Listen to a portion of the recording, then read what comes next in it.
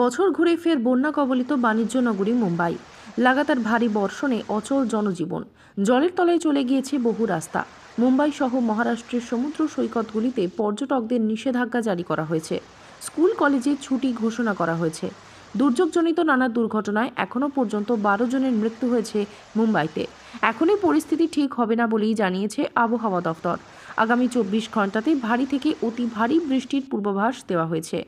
আবহাওয়া দফতরের রিপোর্ট অনুযায়ী গত 24 ঘন্টায় মুম্বাইয়ের বেশ কিছু এলাকায় 300 মিলিমিটারের বেশি বৃষ্টিপাত হয়েছে।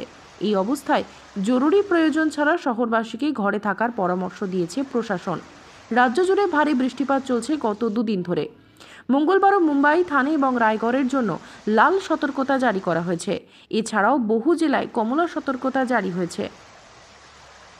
গত কয়েকদিনের ভারী বর্ষণ রাজ্যের নদীগুলি টইটুম্বুর পরিস্থিতি তৈরি করেছে।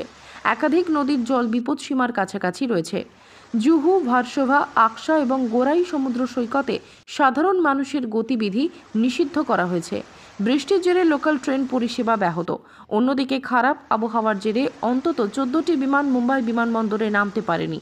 সব মিলিয়ে উদ্বেগের পরিস্থিতি তৈরি হয়েছে মুম্বাই সহ গোটা মহারাষ্ট্র জুড়ে।